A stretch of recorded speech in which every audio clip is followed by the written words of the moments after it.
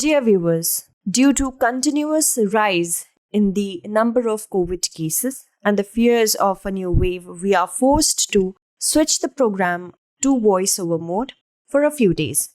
As soon as the situation gets back to normal, we'll be back with the original format of the program. Thank you for your cooperation. Hello and welcome to the new series of Drishti IAS. I am Pooja Divedi and today we are going to discuss the burning topic volcanic eruption in Tonga. This topic is very important from the perspective of prelims and also from the perspective of GS Mains Paper 1. So let's begin. Why is it in the news? Now, Tonga volcanic eruption, which happened below the surface of the ocean recently, it is one of those rare events which triggered tsunami waves, and the US Geological Survey estimated the eruption caused the equivalent of magnitude of 5.8 earthquakes, and that is why this is very interesting. So we are discussing about Tonga first.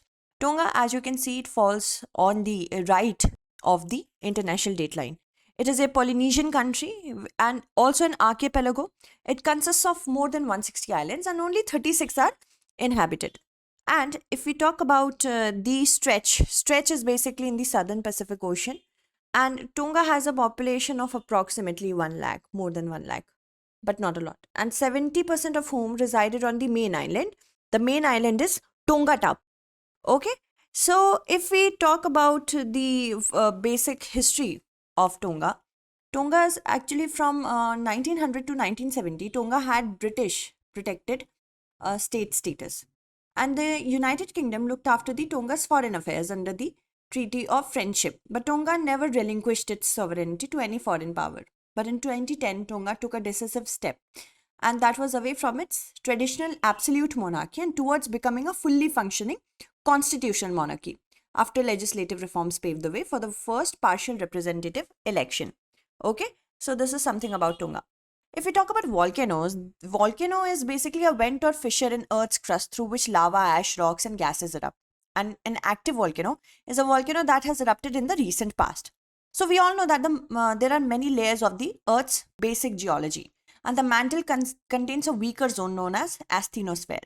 Magma is a material present in the asthenosphere, and material that flows to or reaches the ground comprises of lava flows, volcanic bombs, pyroclastic debris, dust, ash, and gases. And the gases may be sulfur compounds, nitrogen compounds, and trace amounts of argon also are found, hydrogen and chlorine.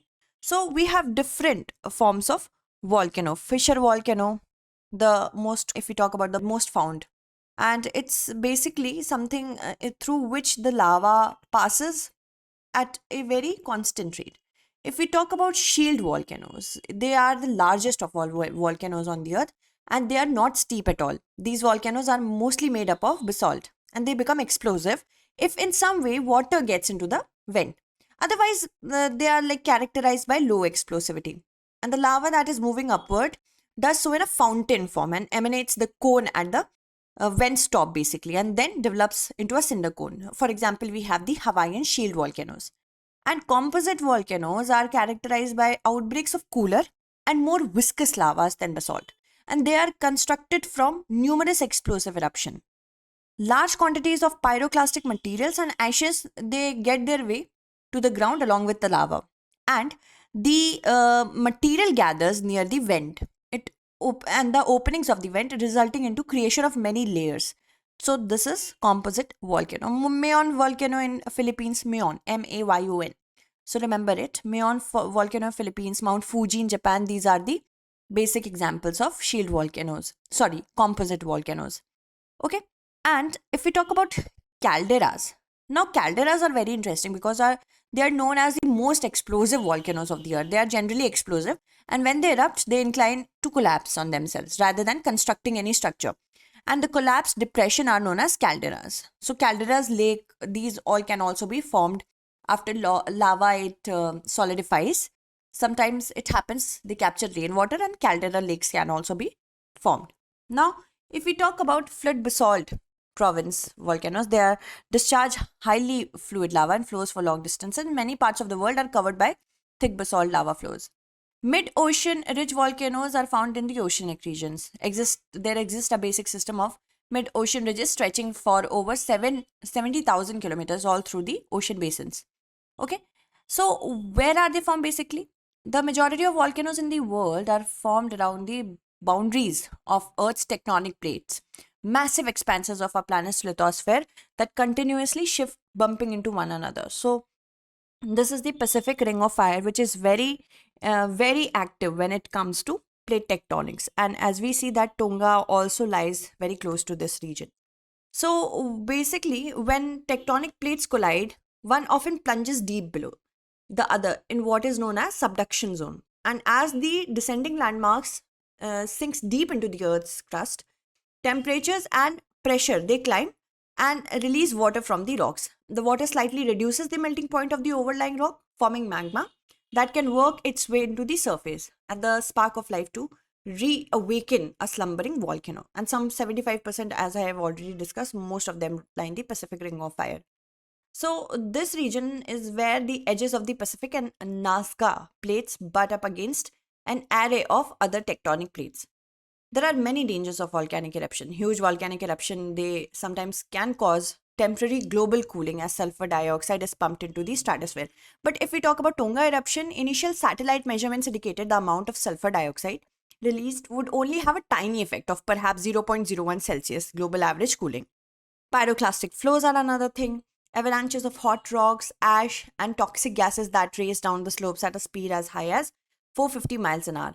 Volcanic mud flows called lehers can also be very destructive, and the ash forms as the gases within a rising magma expand. It shatters the cooling rocks as they burst up from the volcano's mouth.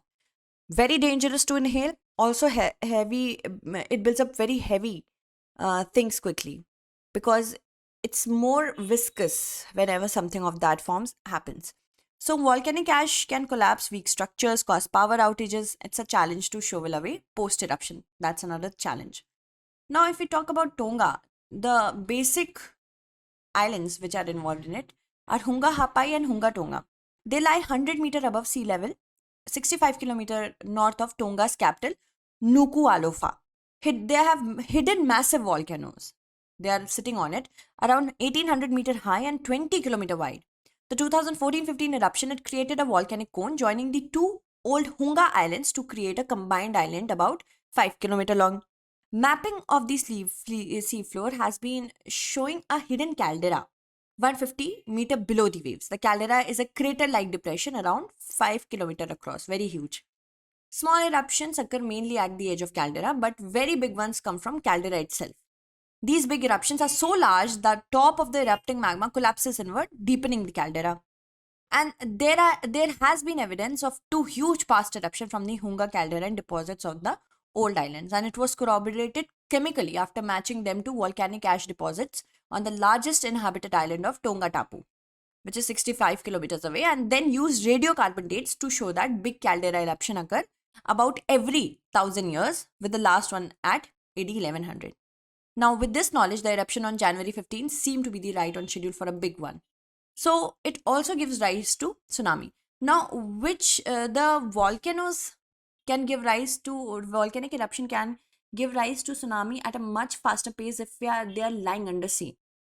And this is something that happens if it is lying very close to, if the volcanoes are lying very close to the basic this thing region, near the oceanic region. So this is the diagram showing you.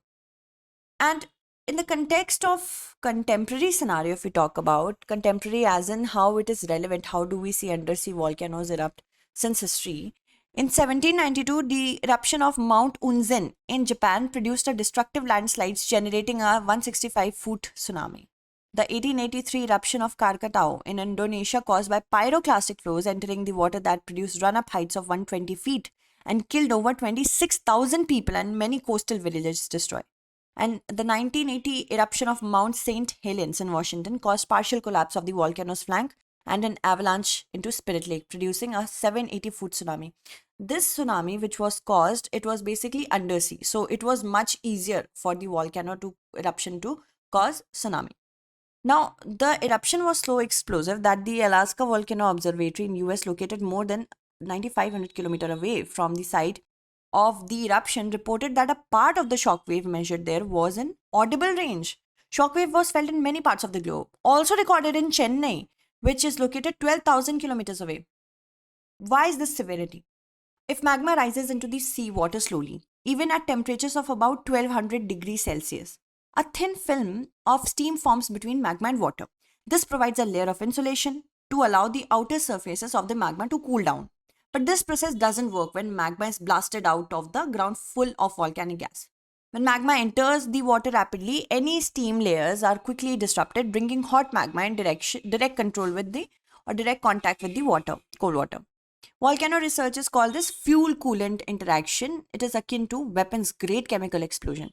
Extremely violent blasts tear the magma apart, and a chain reaction begins, with new magma fragments exposing fresh hot interior surfaces into the water. Explosion repeats, ultimately jetting out volcanic particles and cause blasts with supersonic speed. Now, there are signs that suggest that large Hunga caldera has awoken. Basically, all these signs do suggest it.